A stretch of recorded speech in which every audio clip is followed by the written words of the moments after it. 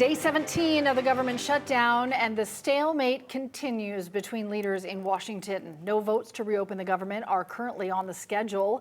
Now, Senate staff are learning they will no longer get their paychecks expected on Monday. That's right. We're also learning from members of Congress that the National Nuclear Security Administration will have to furlough 80% of its staff. This is the group that handles and manages our nuclear stockpile. Well, now the growing question for so many people is, when will this end?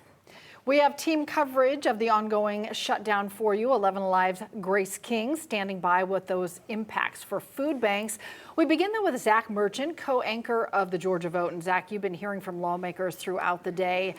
Are they sharing the frustration of the public? What are you hearing from them? I think there's definitely a lot of frustration at the Capitol. The question is, can it be bridged? You know, the big question is, when will this shutdown end? To get to when, first you got to handle how. How do you resolve this? And right now, in talking to lawmakers, talking to people in the political system, the answer to that is looking a lot more, at least right now, like gridlock. My Republican colleagues are saying, the health care discussion can wait. It cannot wait. U.S. Senator Raphael Warnock, a Georgia Democrat, laid out the position of many in his party Thursday who say any government funding bill must include an extension of Affordable Care Act subsidies. Most congressional Republicans have a very different view. Stop playing games.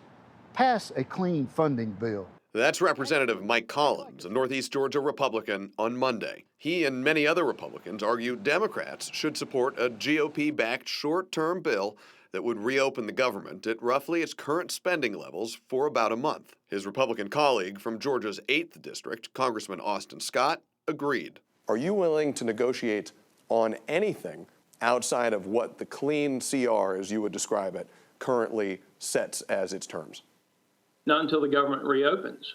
The government has to reopen.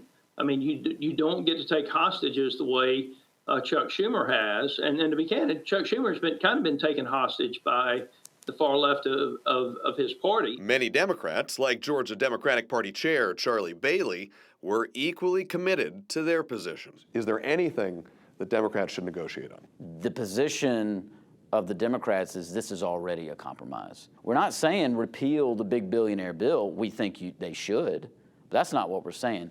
Where we're already at is the compromise. With a lingering divide between the two parties' positions, Emory University political scientist Andra Gillespie warned the shutdown could drag on. So as long as people are in those positions and they're dug in, they probably aren't going to talk to each other. So it's probably going to have to take some type of outside intervention or wake-up call in order to get folks to sit down at the table.